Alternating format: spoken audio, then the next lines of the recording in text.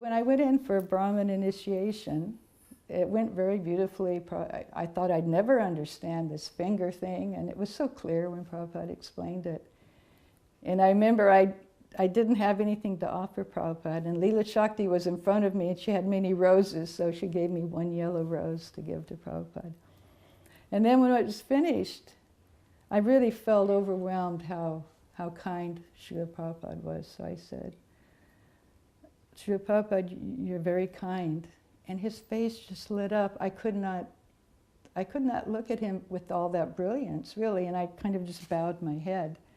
And then when I raised my head back up, I saw kind of like a cloud. I didn't understand what it was, but it was Lord Balaram's appearance day. And Prabhupada had asked, because I'd cooked parathas the night before for Krishna, he said, would you cook parathas for my lunch? And I said, well, I'm cooking your lunch, I'll add that to it. So then I went back down to the kitchen, and it was chaos. You know, somebody spilled the hot syrup that was going into the huge halva, and I'm focusing as much as I can to make Prabhupada's lunch nice. And then Sam Shunder comes down, he says, Aditi, he says, Prabhupada wants to know why you've been cooking for him. And you're just now getting Brahmin. And I said, well, I don't know. Malati, she asked me to cook. And then back up, and then down again. And then I told him, and even I've been in charge of the kitchen. I wasn't even initiated. You know, I've been cooking for the deities. So actually, Prabhupada made a very clear statement that only Brahmins can cook for the deities and for the spiritual master. And so it was you know, in the meantime, it's Lord Balaram's appearance day. There's thunder and lightning outside, and it was like very, very heavy in a way, but very, you know, instructive also. So it was at the La Cienega Temple, early January, February. And Vishnu John, he wasn't a Swami yet, he was a brahmachari, and Srimati and Kausalya, they made rod puppets. They were beautiful. And we would go to Griffith Park on early Sundays. And they would take the puppets out, and they would put on just a sort of a little improv puppet show to attract the people in the park. And then we would pass out invitations for everybody to come to the free Sunday love feast.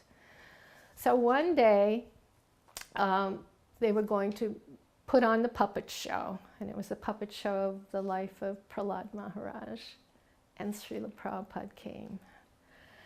And he came in, they put a special seat for him, and he sat down, and this was the first time I was ever seeing Prabhupada in such an informal setting. So the puppet show started, and Vishnu John, he wrote this and sang this little song that would be Prahlad singing, and it would be something like, if you like singing, Krishna says you can sing for him, and if you like dancing, and he would say, do you like dancing? And everybody would say yes, and he would say, Krishna says you can dance for him, and it went on like that. So I looked over to see how the Jagat Guru, you know, who I had fear and awe and reverence for, how he was reacting to this puppet show. And when Vishnu John started singing, Prabhupada lit up. He was smiling, his grin was so huge, and he started laughing. And I saw that there was this side where Srila Prabhupada had this innocence and this childlike quality that he could enjoy just like regular people, even though it wasn't in the way that we enjoyed, but it just touched my heart to see him laughing and enjoying this puppet show. So it was very, very sweet. The first really sweet experience of seeing Prabhupada not being on the Vyasasana as the heavy with knowledge guru. So it was 1974, and my husband and I, Ballavanta and I, went to the Chicago Rath Yatra where Prabhupada was presiding. And he, in his lecture, explained to the audience why Lord Jagannath came to the United States. And he said, actually, Lord Jagannath has come to your country because Jesus Christ was a great devotee of Lord Jagannath. And he further explained that actually it does not matter which names of God that you chant. You can chant the names of Christ or you can chant the names of Krishna. The important thing is to chant the names of God. And so that was his way of letting everyone in the audience know that chanting the holy names of God is for everyone, regardless of what your denomination is. So the first time that I saw Srila Prabhupada come in, I was immediately struck with how short he was. Because every time we see Srila Prabhupada, he's so grandly sitting there in his asana. Pictures are so, he's such huge person in our lives. And I saw that he was shorter than Hridayananda Maharaj. I was amazed. Anyway, aside from that, he got on the Vyasasana in the foyer there at one particular point. And he would speak more in the evening there. He didn't speak the Bhagavatam class in the morning, he would speak in the evening. So one of the very first times I had some real contact with him personally was sitting on that Vyasasana, regally majestically sitting on his Vyasasana. And he's looking out at the devotees. And it was just like that. It's the glance story. So he's looking out at all the devotees in the room. Just a momentary eye contact with every single person, but you could feel it. I could feel it, just like the sun comes out behind a really dark cloud. You could feel Srila Prabhupada's glance. And I hadn't experienced that or had heard of others. I mean, now we've hear it plenty of times. But when Prabhupada glanced at me, time stopped. And there was this connection from deep back in eternal time, this dark, dark tunnel to me of eternal time, and there was this connection in our eyes just for that split second. And from where, I don't know, these tears just gushed up. They were down. The tears were down there in that tunnel, and they just gushed up and out my eyes, and I was ecstatic, sad, and surprised, unashamed, ashamed, everything all at once when that connection was there. And I felt that connection with Prabhupada from way back. Not that there was anything specific about the connection. Oh, we were friends, oh, we were nothing like that at all. But there was a connection of mercy from Srila Prabhupada from way back. And those tears just gushed out of my eyes. And then, boop, split second, he's on to the next person. I mean, it was a split second, but it was like 5 hours or whatever. So that's one of those times when Prabhupada was there in the Vyasasana to give class. The foyer was situated in such a way that to the left side or to the right side was the door to the kitchen.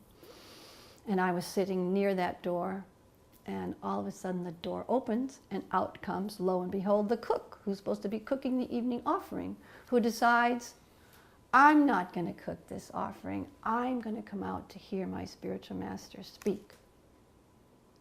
And I thought, okay, we know what that means.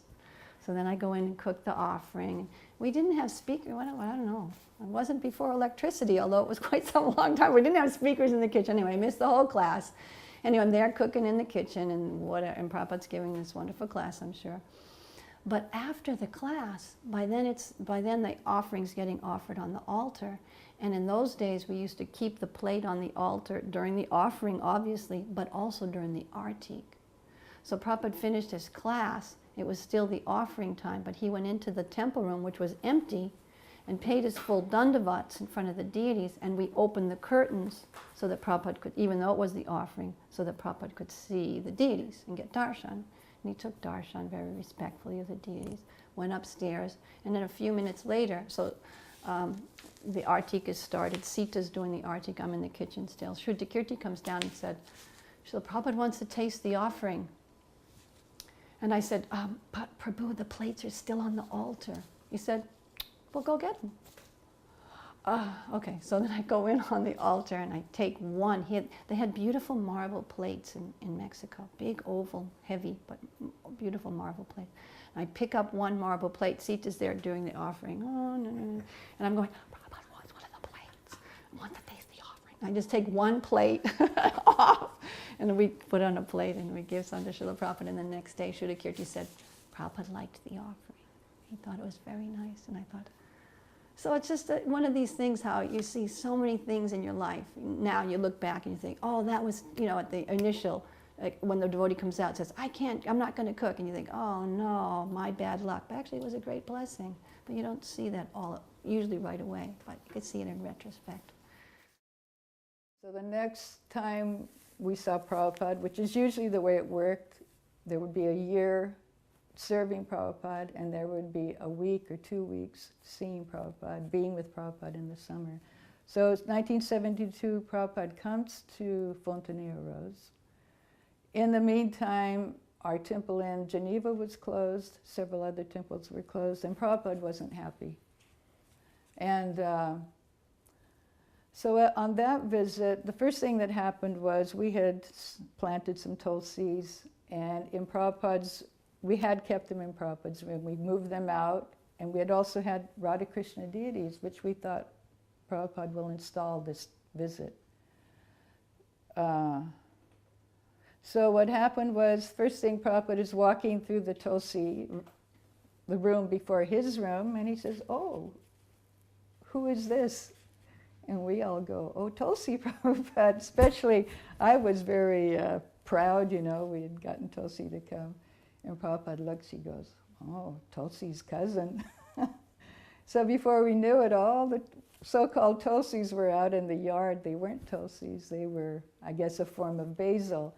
The devotee from Africa had sent the seeds saying, these are Tulsi, we planted them. And every day doing Tulsi puja, the whole thing.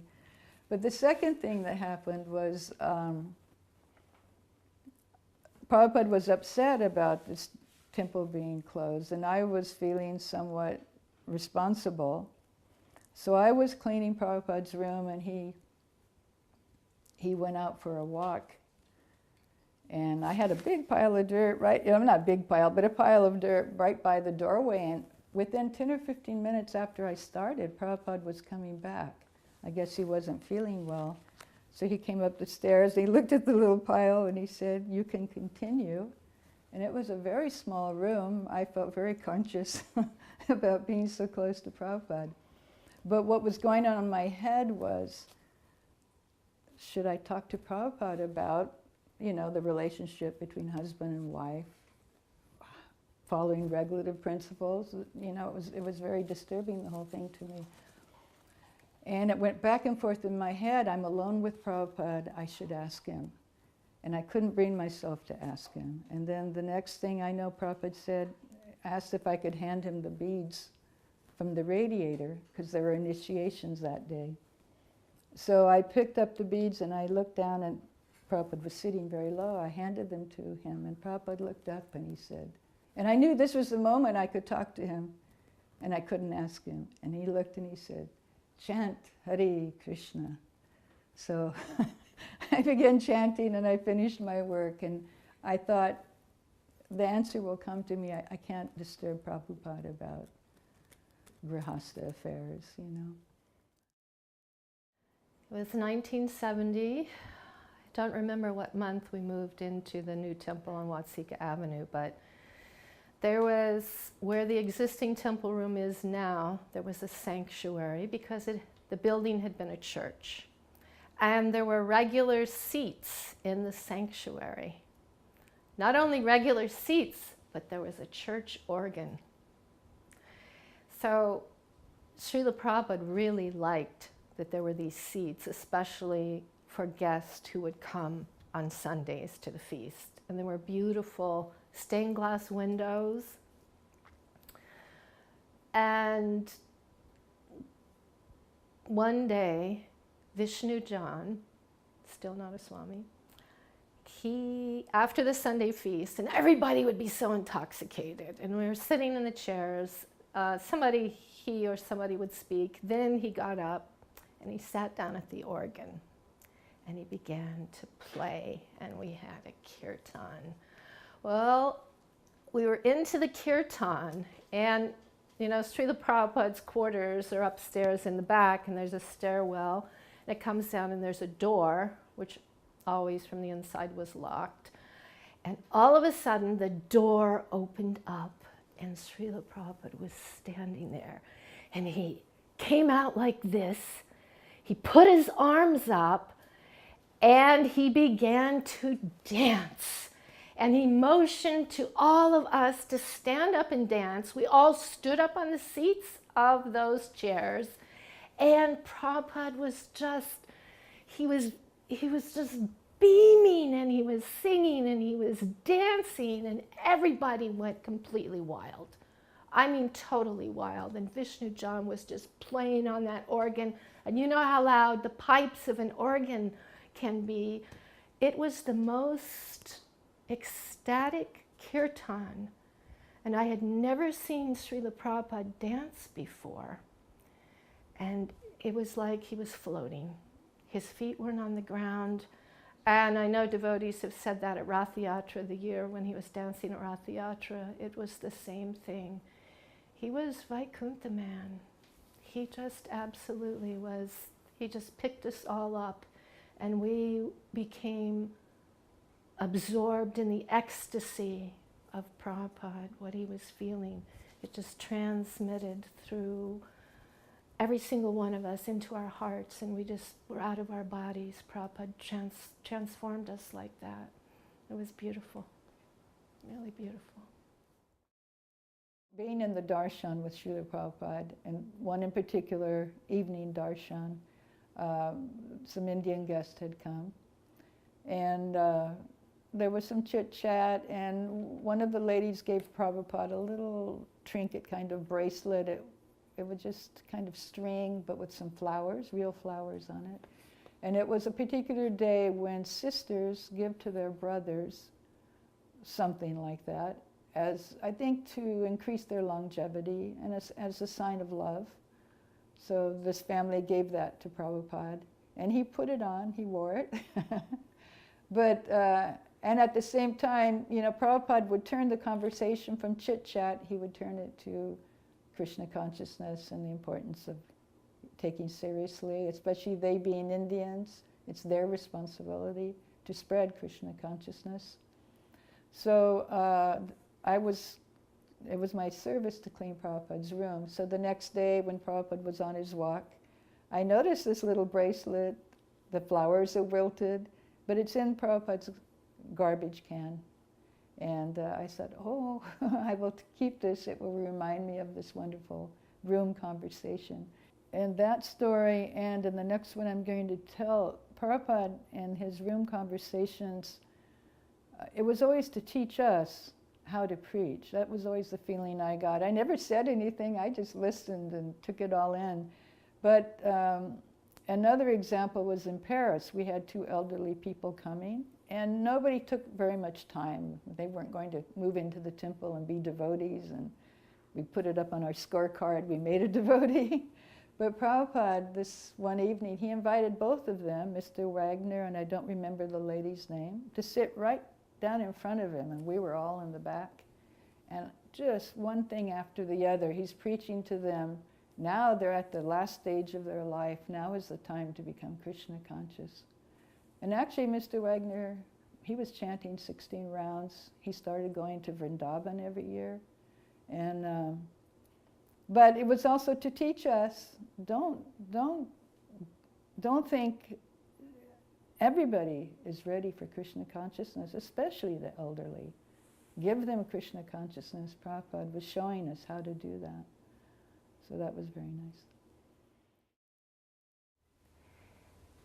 It's 1971, the year I was initiated, and my husband and I went to Boston from Atlanta for my initiation, and Prabhupada was there. And before the initiation, he had a class with all the devotees present, and he asked, "What are the 10 offenses?" So Jadurani raised her hand, and she said, "Well, Prabhupada, the first offense is to not blaspheme the pure devotee of the Lord." And Prabhupada checked her and said, "No." He said, "Any devotee who is sincerely chanting the holy names and trying to spread the holy names," he said, "they should not be criticized in any way." So then there, in relation to this, Prabhupada said, when one devotee asked, "Well, Prabhupada, how can we repay you?" And Prabhupada said, "Actually, the disciple cannot repay the spiritual master." He said, "But if you want to try to repay the spiritual master," he said, "you can do that by preaching." And then he explained how there's 4 ways of preaching. One can preach by his life, one can preach by example, and one can preach with his words or with money. So my understanding was that any devotee who is sincerely preaching in whatever the capacity they're wanting to preach and spread Lord Chaitanya's Sankirtan movement, there should be no criticism. And actually the Vaishnava, he avoids any kind of criticism, but especially to criticize another Vaishnava is very much to be avoided. And so Prabhupada really wanted to illustrate that point, that we don't, not only do we not blaspheme the pure devotee, but any devotee who's sincerely trying to preach Lord Chaitanya's movement and spread the holy names should not be criticized. I'm not sure if it was 1973 or 74. It was in the old temple room. I don't remember what year it was changed over to the new one. The Vaikuntha players, a few of them came to Los Angeles. So it must have been 73. And they were doing dance dramas. So they choreographed the story of the killing of Pralambasura. And it was decided that there would be a private viewing only for Srila Prabhupada in the temple room. And because I had my young daughters, I couldn't participate in that aspect, so they invited me to be the music and play the mridanga, to be the musical accompaniment. So we gathered in the temple room, and Prajapati, he did the narration reading from Prabhupada's Krishna book. Prabhupada sat on the Vyasasana, and I sat right down on the floor at the bottom of Prabhupada's Vyasasana with the mridanga. And as Prajapati began to narrate the pastime of the killing of Pralambasura, the dancers then were playing the parts of the cowherds boys and Balaram. And I think when the time came, I don't remember if it was Prajapati or who it was Pralambasura, but and I would sneak up looks at Srila Prabhupada in between while I was singing Govinda Jaya Jaya and different short bhajans in between when they would just do pure dance. And I would look up at him. And when Balaram killed Pralambasura, and of course Balaram was on the back of a male dancer, and he took his fist and he struck him. I looked up at Prabhupada at that moment, and the look on Srila Prabhupada's face was another one of those looks like when he was watching the puppet show, but it was even more expressive. He was totally there, seeing Balaram punch and kill Pralambasura. And I just thought, wow, Prabhupada has the vision to actually enter into the pastime straight from the Krishna book that he translated so that we could all enjoy these amazing pastimes of the Supreme Lord. But Prabhupada, he was right in there, and he enjoyed it so much. And I remember that Prabhupada said, like he said, the paintings were the windows to the spiritual world, and he said that the dramas made his books come to life.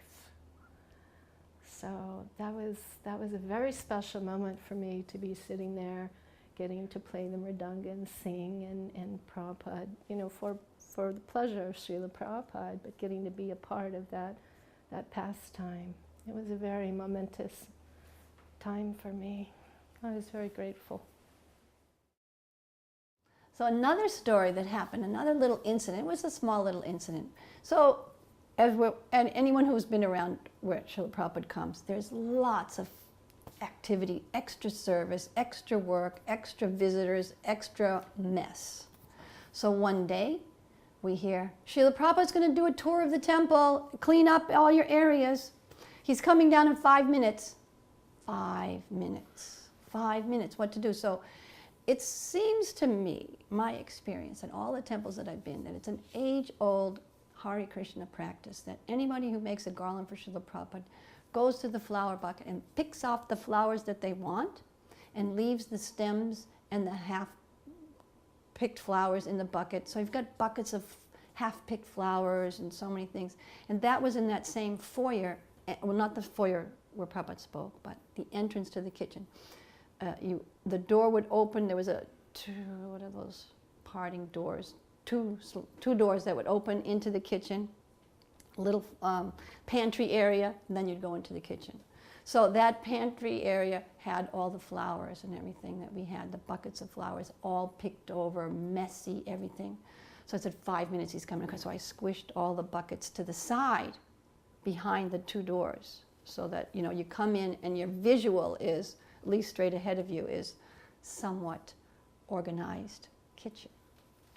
So it doesn't take much to guess what Prabhupada did. When he came in, he opened the doors and immediately turned right around to the right and looked down at the buckets of the half-picked over flowers and said, "Who has done this?"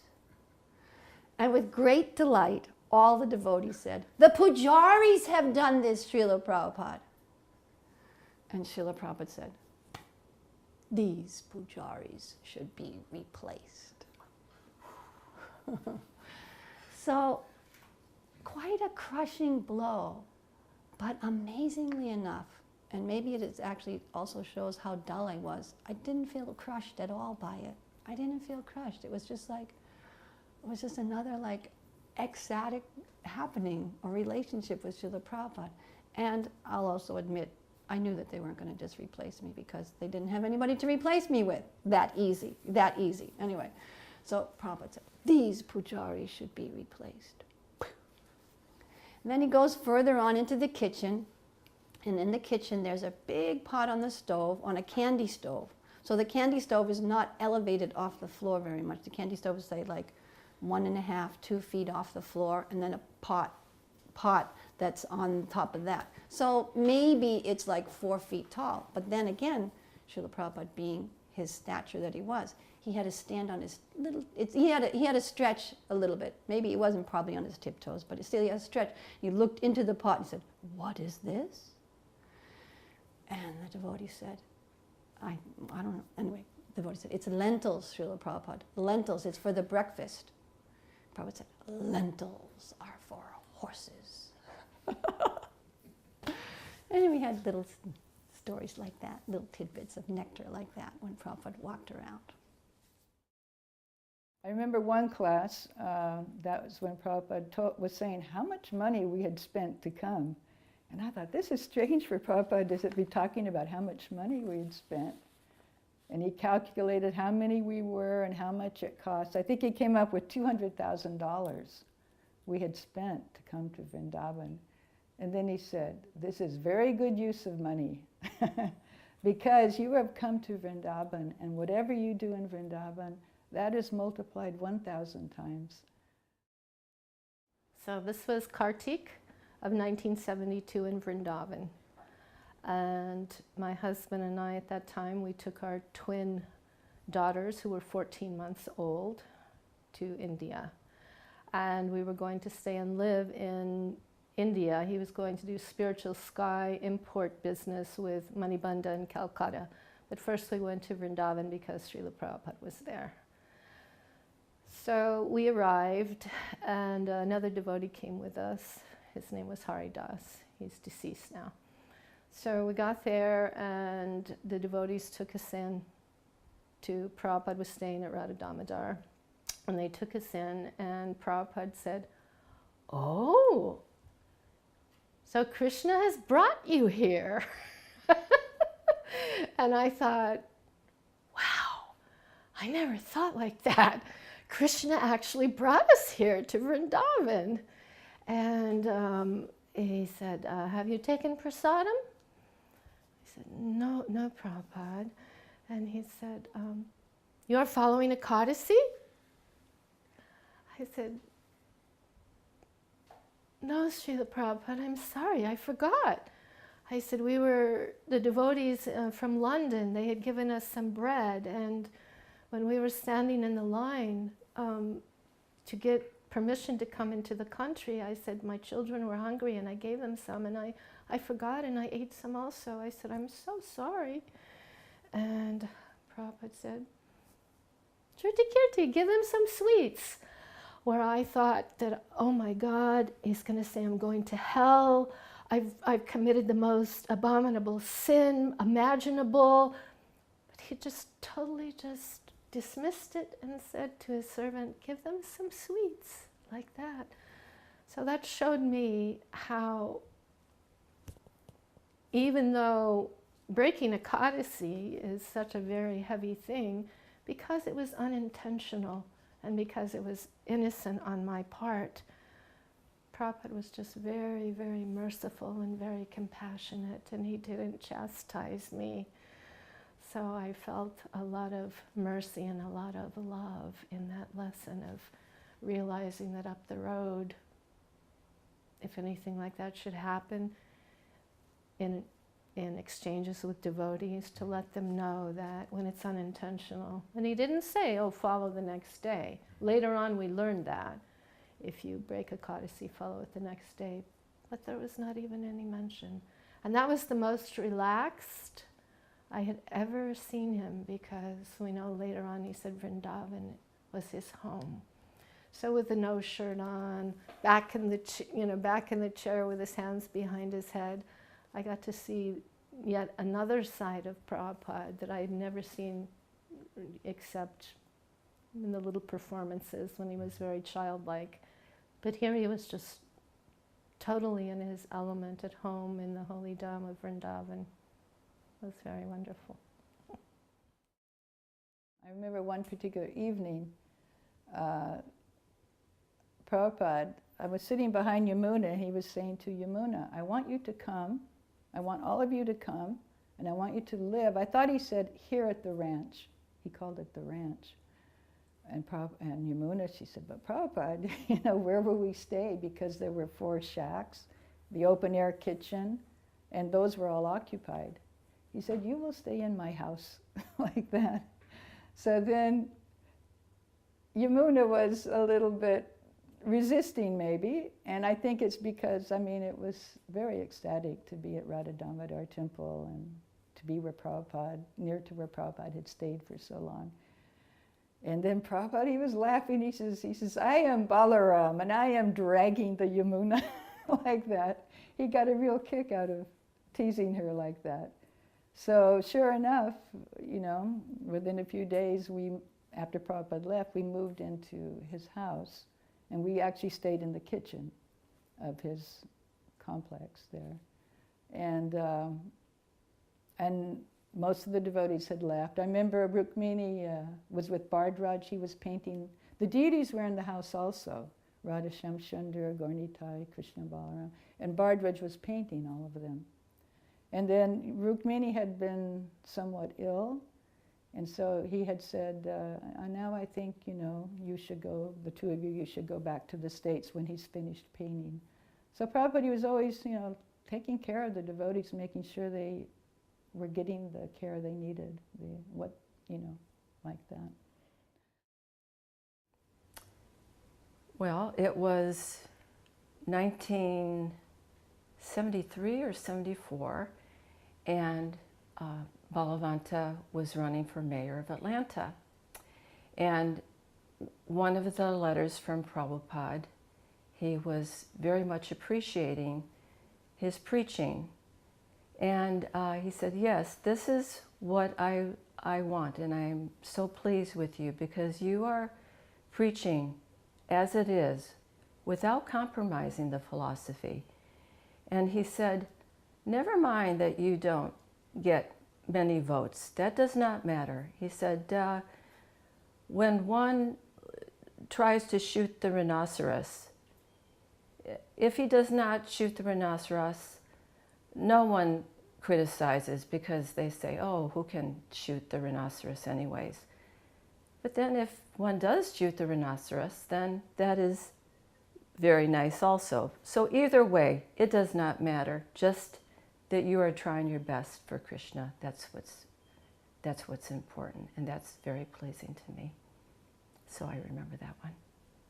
Because sometimes I feel like, oh, you know, I'm not doing so much to help Prabhupada. But then when I think of that instruction, that just so long as I'm trying my best, that Prabhupada's pleased, and that's all that matters. And he appreciates it. You know, that's what counts. Maybe no one else appreciates, but Prabhupada appreciates. That's the important thing. So after we ended up living in Calcutta, it became end of 72, then beginning of 73. Things were a little challenging, and I had this intense desire to want to go to Mayapur because I had the name Chaitanya Dasi, so I wanted to go to where Chaitanya Mahaprabhu appeared. So we heard a rumor that Garga Muni had vacated the hut he had built for himself there.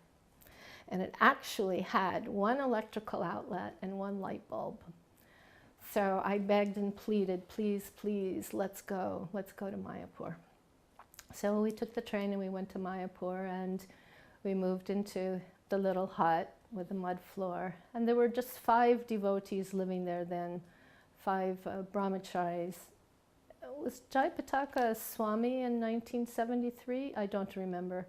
Anyway, he was plowing the fields, and after some time, it was brought to our attention that the men weren't happy having a grihasta couple living there.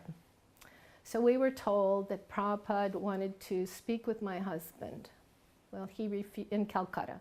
He refused. So he said, you go. I'll take care of the girls. You go. So Smarahari and Smarahari took care of the couple of cows that were there. And we went to Calcutta. So I got there, and they said, what are you doing here? I said, well, Prabhupada wants to speak to us. Not you, your husband. Go back. I said, no. I came all the way here. At least I'm going to stay a couple days. So I got to go on a couple of programs. Prabhupada spoke at the Lions Club, and I don't remember anything that he said, but I was allowed to bring him his glass of water like that. So then went back to Mayapur, told my then husband, Prabhupada wants to speak to you. We have to go. So we went. He finally relented. And when we got there, Prabhupada's room was his office, you know, in Calcutta. It's still there. We went in, and in there were 3 sannyasi godbrothers also sitting down. So we sat down, and Prabhupada began asking what we were doing and what was the problem. And mainly, the men didn't want to give any of the milk from the cows extra because having 2 children. So the complaint was that we didn't really have an income.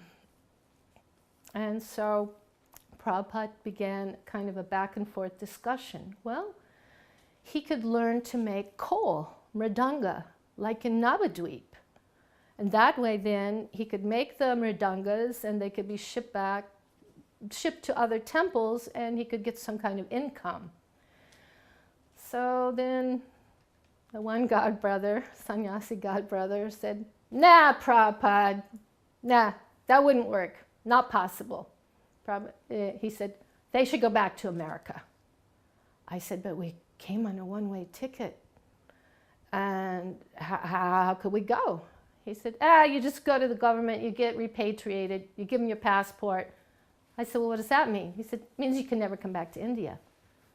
So Prabhupada was sitting there, very, very thoughtfully. I looked at him thinking, okay, please get us out of this mess. What are we going to do? So then Prabhupada, I remember this was early 73, he said, actually, he said, Mayapur is meant for sannyasis, brahmacharis, and vanaprasthas. Householders are meant to support the temple, not be supported by the temple. Therefore, you should become independent, completely independent of the temples. And that was it. And then we got up and walked out of the room. I thought, we've been kicked out of ISKCON. I didn't know what to think. Where are we going to stay? How are we going to live? Anyway, it took a while to understand that Prabhupada was setting a precedent that householders should not journey off to India on a one-way ticket with young children and think that any temple is going to provide for them. So it was very, very heavy, but I was able to process it and understand the lesson that Srila Prabhupada was giving. Vrindavan, 1974, after the festival, were just a few devotees. Vanmalini and Pranav, they're Bengali disciples of Srila Prabhupada, both in their 50s. Maybe Pranav might even be in his 60s. And the few mornings that Prabhupada was there, she would offer herself Guru Puj to Prabhupada, singing and smiling, and Prabhupada would be smiling. They were both so happy. And then Prabhupada, when we'd be walking or whatever, Prabhupada would tease Pranav, "Oh, Pranav, you can't take sannyas. You should take sannyas, but you're too attached to your wife's cooking." He would tease him all the time. And then at one point, it was May 19th, Prabhupada was coming back from somewhere, wherever he'd been. There had been a month or two he wasn't there since the spring festival. And it just happened that that was Yamuna's birthday. So Yamuna was in ecstasy. So all day long we waited and we waited and we waited. Tejas was supposed to bring him from Delhi.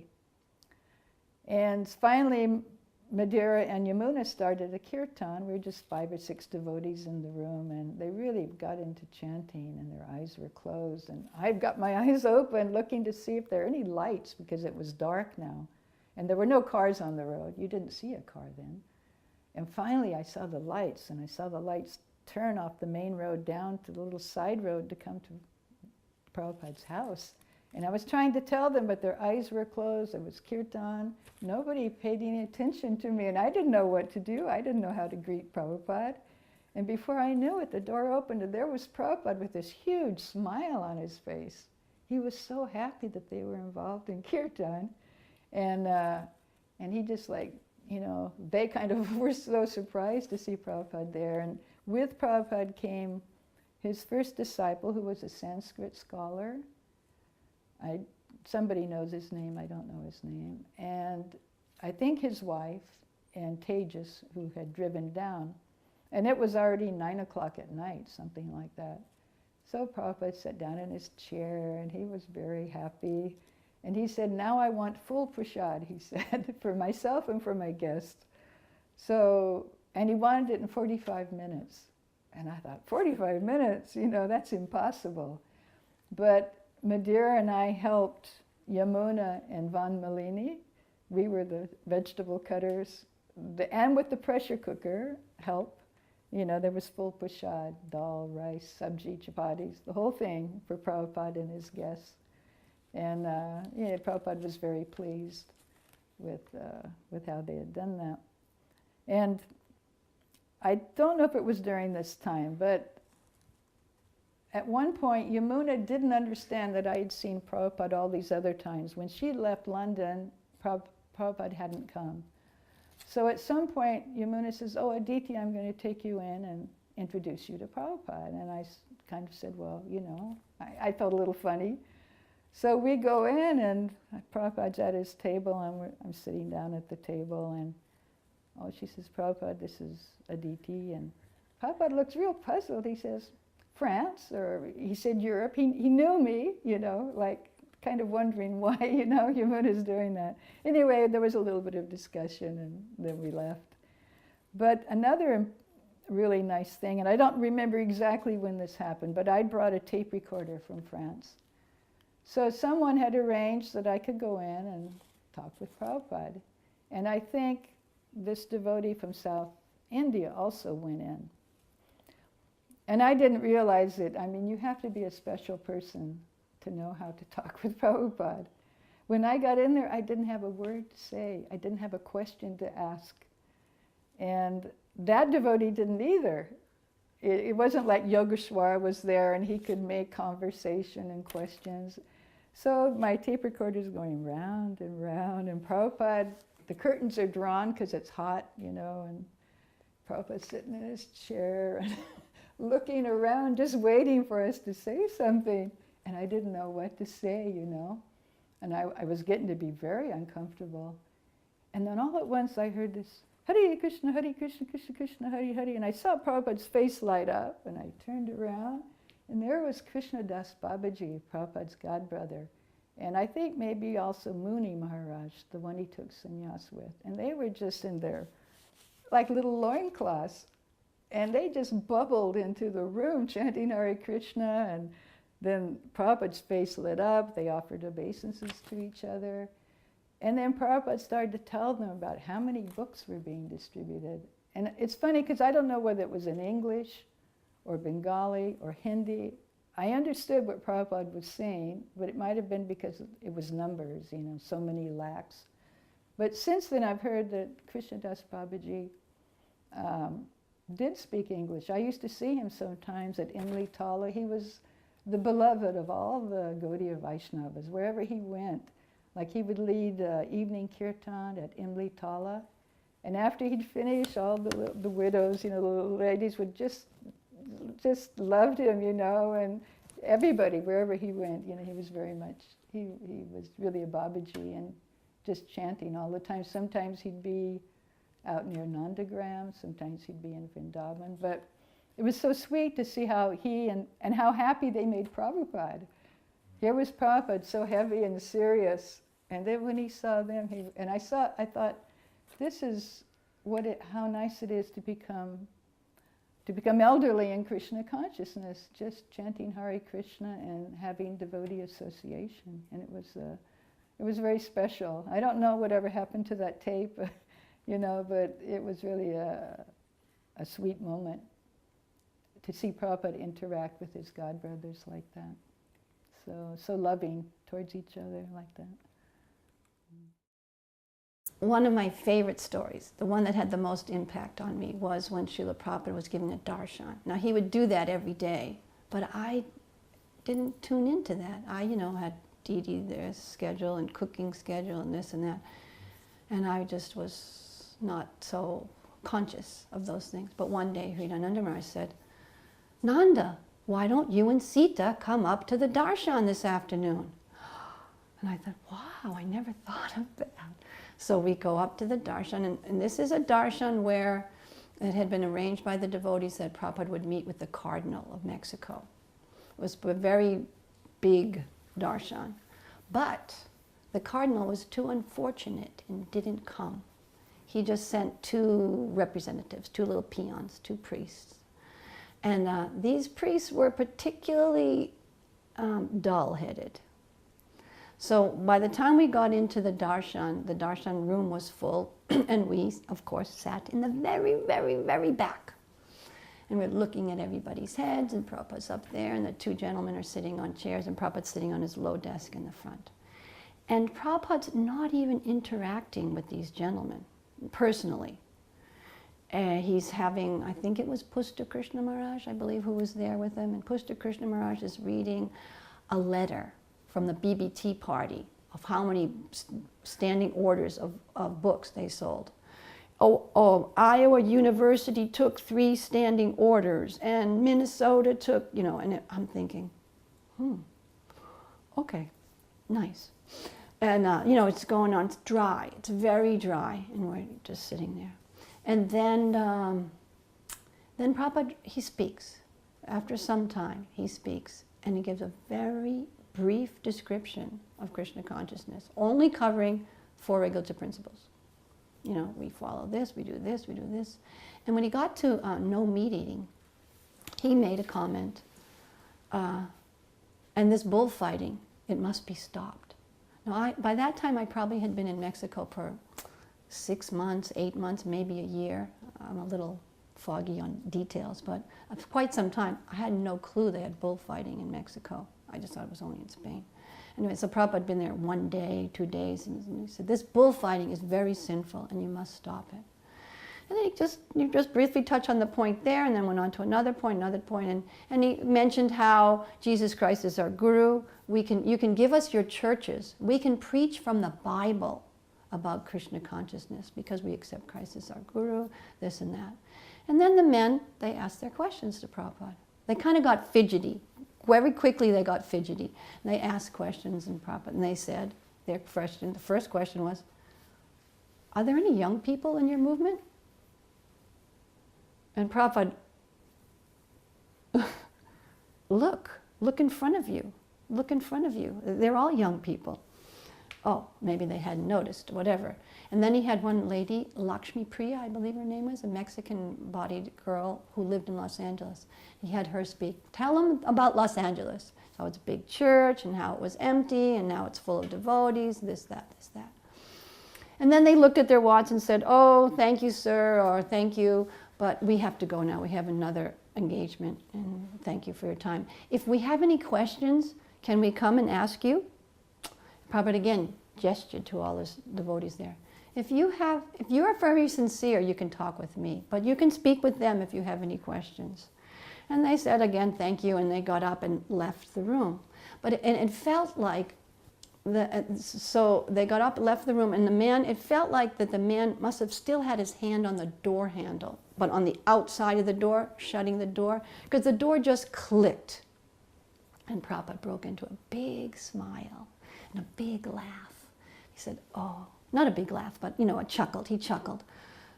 These are not true Christians. He said, did you notice? As soon as I said they had to stop their bullfighting, they left. And, I hadn't put 2 and 2 together, but for sure it was just like that. As soon as he mentioned that, a couple more things, and then they left. So then it got very sweet and very warm and very interesting.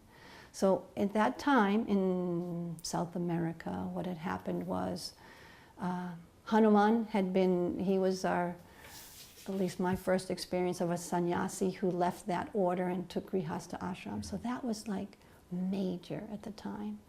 And because he had been in Argentina preaching, and that's where Sita and Jagajivan had been, and so Sita and Jagajivan were my friends, and then he had trouble with them, therefore I immediately, just like it said in Prahlad's story, friends and enemies, I just immediately identified with my friends, and this person is not my friend because he's not friends with my friends. Anyway, so I had an attitude, I admit.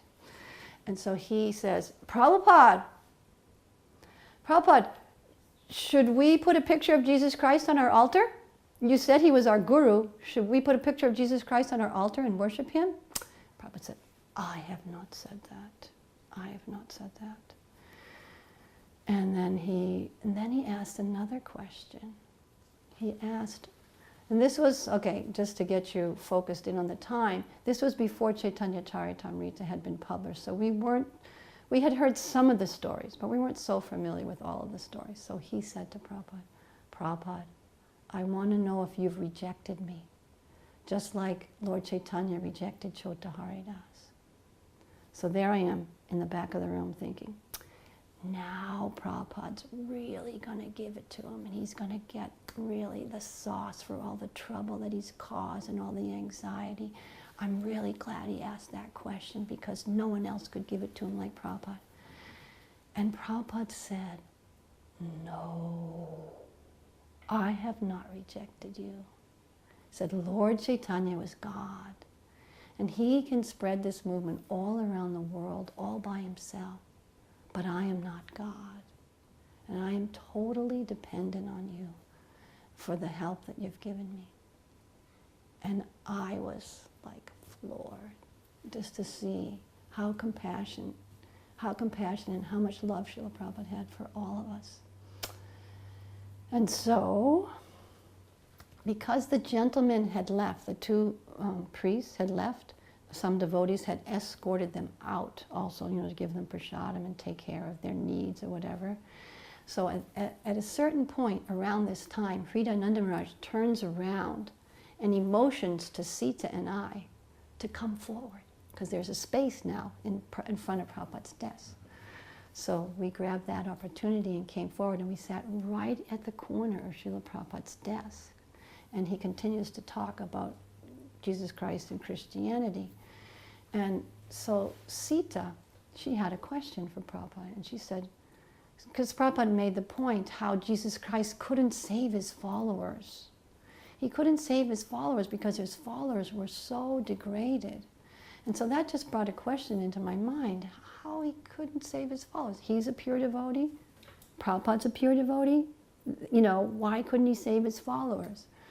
So Sita asked, Srila Prabhupada, why couldn't Jesus Christ save his followers? And Prabhupada said, because they were so degraded. They were 10th class. They were very degraded people. And I still didn't get it, because I was just equating. I was thinking, pure devotee, there's one. They're the same. Prabhupada's the same as Christ. And, if we came so much later and we were so much more degraded, how come Prabhupada could save us? So I asked another question, but it just happened to be exactly the same words. But Srila Prabhupada, how come Jesus Christ couldn't save his followers? So, now we're really close, right? Right at the corner of his desk, and Prabhupada looks over at me. And gives me a look like you want to teach a 2-year-old how to add, but it's way above their head. That's the look I got from Srila Prabhupada. And he said, if somebody's a murderer, he's not a very good person, is he? And I said, no, Srila Prabhupada. He said, they were murderers. They were 10th class. And so Rohini Kumar, I think his name is, Rohini. We used to call him Baladev. Anyway, he was there, and he said, Jai, all glories to you, Srila Prabhupada. You are so great that even though we were so much more fallen, you saved us. You are great, Srila Prabhupada, because you saved us. And everyone went, Jai, Srila Prabhupada. And he said, no, I am not so great. It is this Hare Krishna mantra that is great. So then Shrutakirti said, Jai Srila Prabhupada, you are so great because you have brought us this Hare Krishna mantra. And this Hare Krishna mantra has saved us. And you are so great because you have brought us that. And I saw Srila Prabhupada's cheeks get red. I saw them. They got red. He blushed. And he looked down. He said, oh, that may be so. It was so beautiful, his humility. His expression of him, which I never would have caught that in the back of the room, you know. I probably wouldn't even have heard those words. But anyway, he said, oh, that may be so. And then a kirtan had started in the background noise. And Shrutakirti said, oh, Srila Prabhupada, it's time for you to get ready for your class because the evening artik has started. Now it's time for you to get ready. So we knew that's the cue. We have to leave now. So we all immediately paid our obeisances. And Prabhupada said, just a moment, a little Bhagavatam. And he had a low bookshelf next to his desk. And he reached over, without looking, reached over and what appeared to be random, picked out a book at random, and what appeared to be more random, opened the book, and he said, you see, it says right here.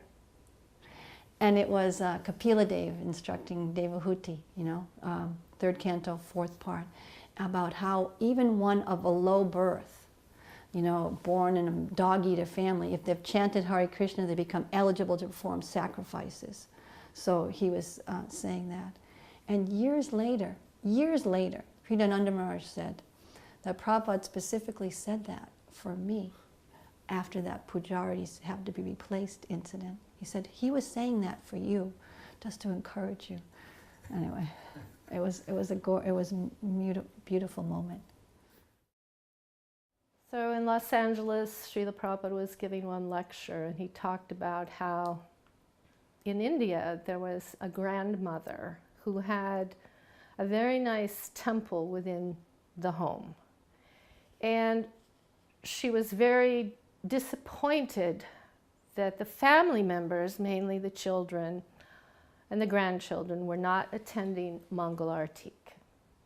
He said, so she decided to impose a fine upon the family members and told them whoever does not attend Mangal Artik, they have to pay a fine of a certain amount. So then Prabhupada said, he said, for anyone who isn't coming to Mangal Artik, your fine will be to distribute one set of Krishna books. Is that all right? And everybody went, Jai! Yes, Srila Prabhupada! So I lived a few blocks away from the temple, and I couldn't make it to Mangal Artik with my two children, but I would carry a set of the small Krishna books with me, and I would think, if I ever meet anyone, I'll try my very best to distribute a set of Krishna books, because in this way I will be paying the fine and Prabhupada will be pleased. So that was a very nice story that I always remembered from a lecture. And then finally Prabhupada comes to Delhi from Vrindavan. And I was cooking for Prabhupada. And well, before the cooking, I have to tell you how I dressed the deities, because there was a fan that went right on the deities.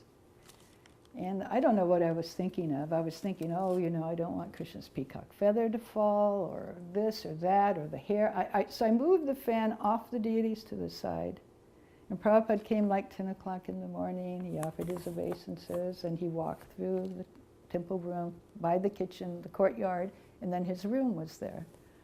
So then I cooked for Prabhupada, and I was really like so conscious. You know when you're doing right, you know when you're really conscious of what you're doing. And I think it was Shrutakirti, he came back, he says, oh, Prabhupada says the rice isn't cooked. And I thought, no, that's not possible, you know. I mean, I knew I did it exactly right, but, you know, well. So then he came back to get another chapati. And then he says, oh, Prabhupada just hasn't had good quality rice in a long time. in Vrindavan he had very poor quality. So this is very nice quality. It's very good, he said. So anyway, Prabhupada, you know, I knew it was good, and Prabhupada appreciated the prasadam. But that evening I did Artik. And before I was doing Artik, I'd look and I'd see Prabhupada in his room, and he had his glasses on and he had his books, and there was always a special absorption, I guess, a special mood when Prabhupada would be reading the scriptures. And then I finished Artik, I was washing the Artik thing, and I see Prabhupada pass by. And we had a little tiny dinky Vyasasan. I mean, I didn't think Prabhupada would ever sit on it, but Prabhupada sat down on it. And so I finished what I was doing, and we were 6 or 8 devotees, not a lot. And the first thing Prabhupada says is, Krishna is feeling hot. And I thought, oh my God, how does Prabhupada know, you know? He said something about the fan isn't cooling or something. And so he gave a whole lecture on Krishna, the deity, is Krishna himself. And as soon as I could, I put the fan back on Krishna. And I realized, you know, Krishna is personally present with Prabhupada and speaks with him and tells him things. And, you know, it was a real eye-opener for me. So my at the time husband, he was Kanupriya Das. He went and studied astrology in London for about 6 months. And when he came back, he began doing astrology charts for devotees. And he decided that he should go and ask Srila Prabhupada's opinion about it. So he went up and he asked Prabhupada.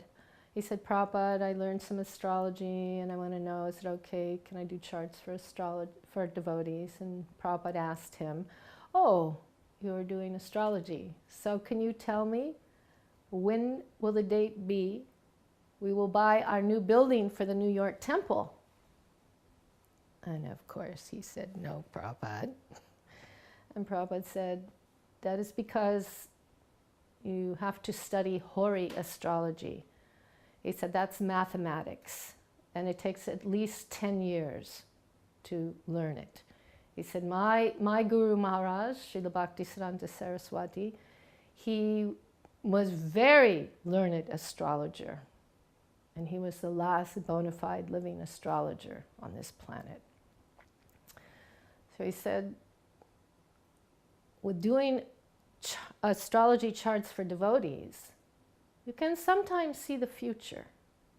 He said, but our philosophy is, whatever will be, will be. We simply chant, Hare Krishna. So best you do not do astrology charts for devotees, because they will start worshiping astrology and forget about Krishna.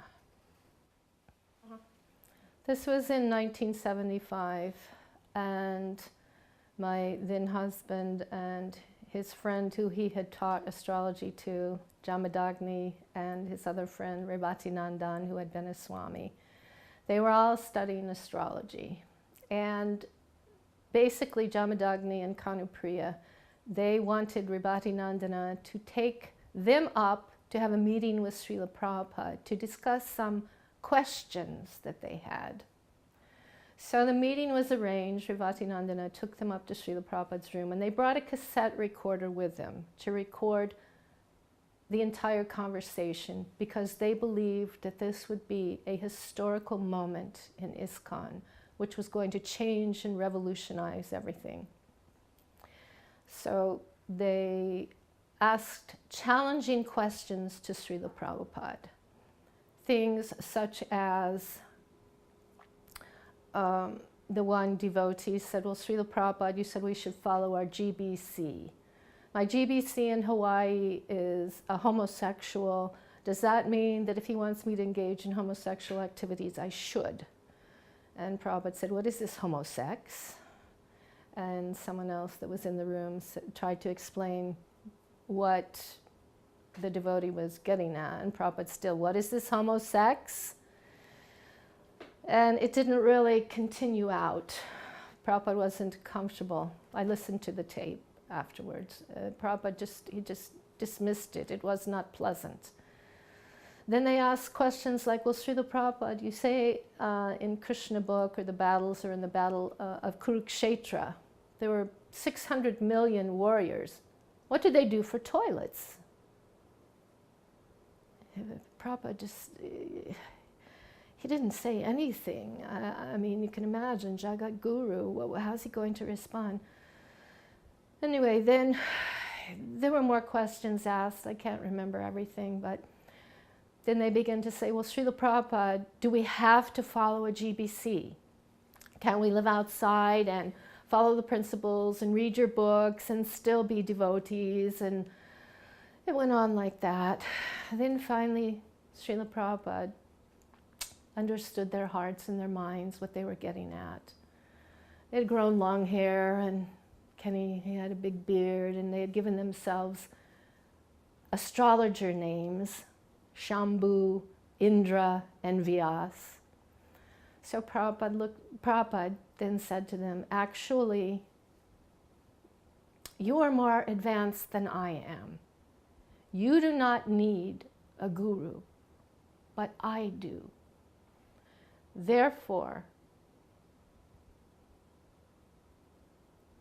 you should go out into the material world and enjoy.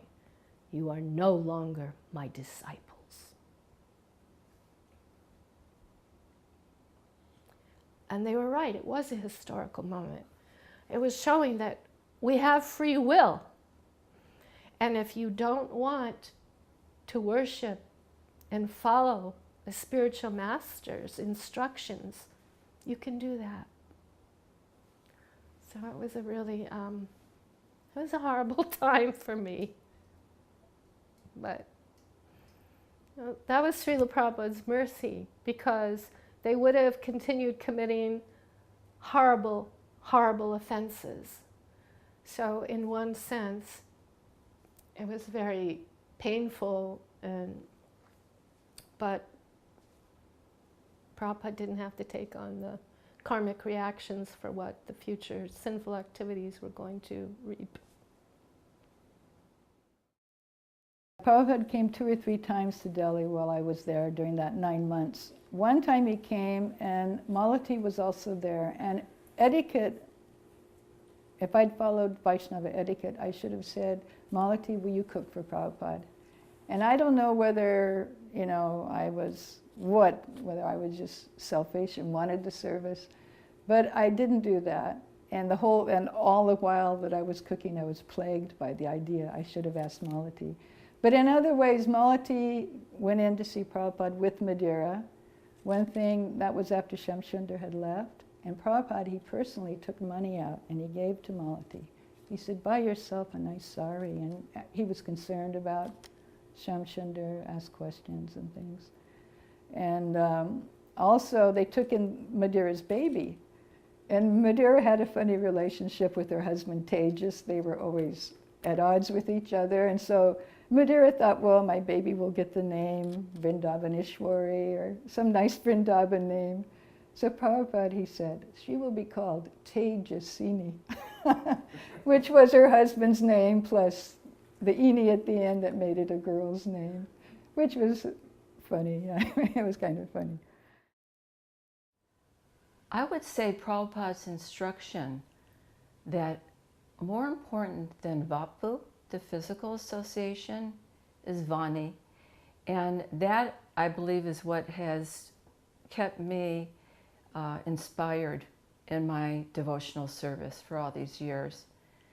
When I was a devotee of 1 month, I went to New Vrindavan for the Janmashtami festival. And it was at that time that there was the sannyasis there were giving some wrong information about the philosophy. And I remember everyone, including myself, I was very bewildered about the philosophy that they were speaking. And so I reflected on it and I thought, but that's not my understanding of what Prabhupada's saying in his books.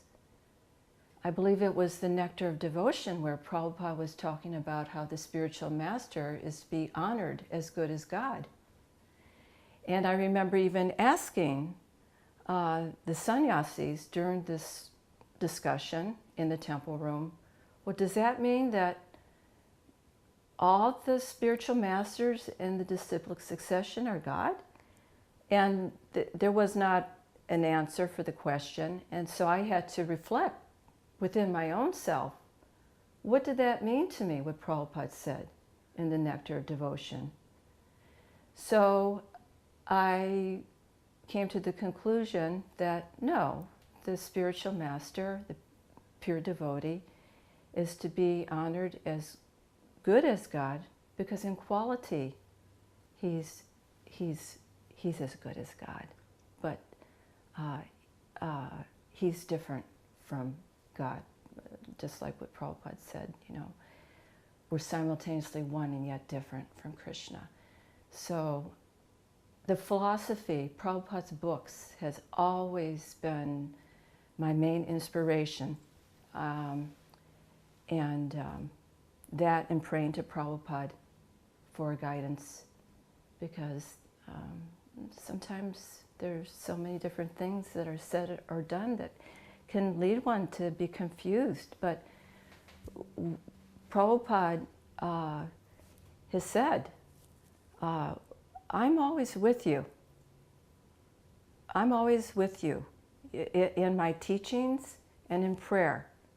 I'm always with you. So if we sometimes feel confused by different things that are said or done, we can always go to Prabhupada's books or pray to Prabhupada for clarity.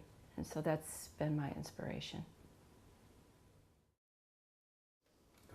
So the quality, or the qualities that most strike me about Srila Prabhupada, it's not just one that stands out, but particularly his purity, his strength of character, and his determination. But his determination to spread Krishna consciousness all around the world, but his determination to save us. You know, hone in on each one of us. He never gave up on us. We were so incompetent in so many ways, and we demonstrated it innumerable times in front of him. And he very rarely was discouraged by that. He always thought of a way to, even if he had to give his chastisement like he did to me and others at different times, still, that's not where he left you. He never left you hopeless.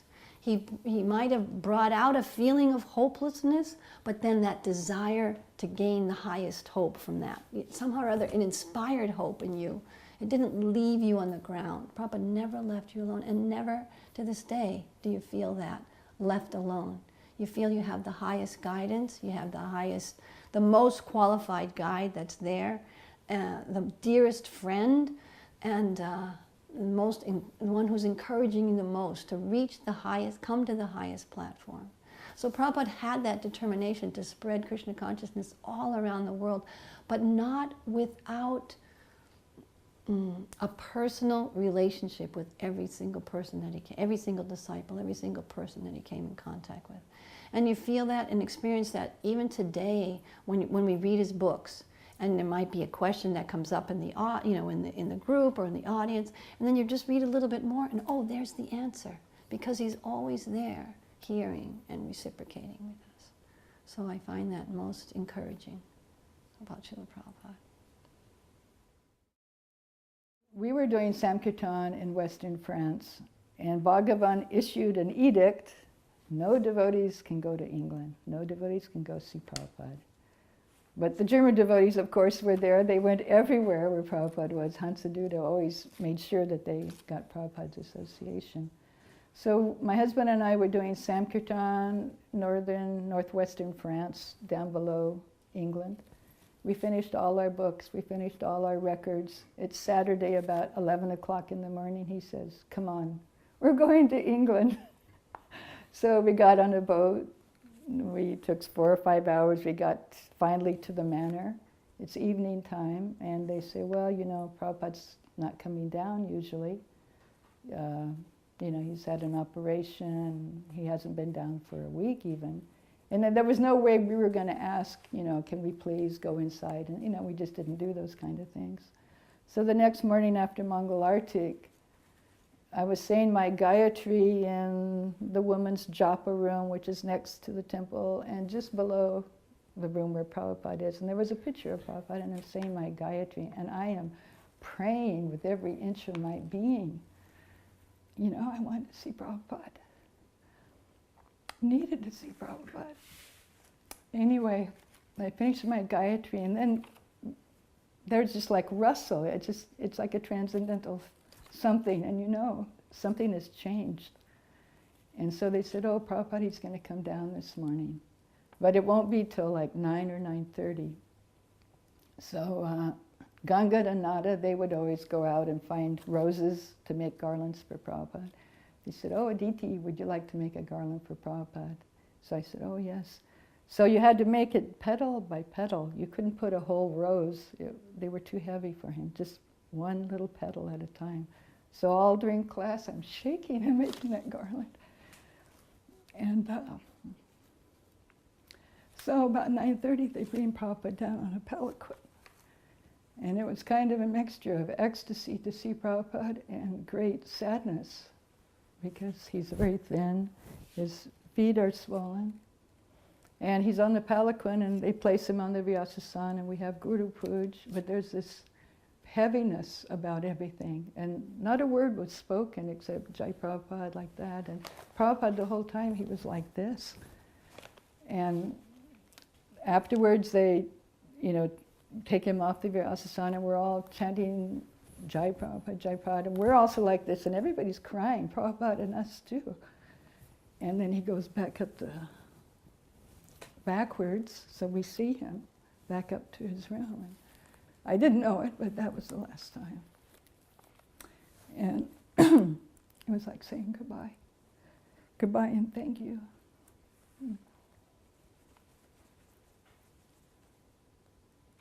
Oh, but Prabhupada isn't limited to his physical body, and that's, thank goodness, because Prabhupada, I see he's in his books, and I see his instruction in his books were never different than what he said in his darshans or his classes. And he also comes in dreams, and I heard once that a devotee once in New Vrindavan, Prabhupada was there, and she said, oh, Prabhupada, I had a dream about you. And he said, when I'm here, you take instruction from me directly, but once I have left, then I can come to you in dreams.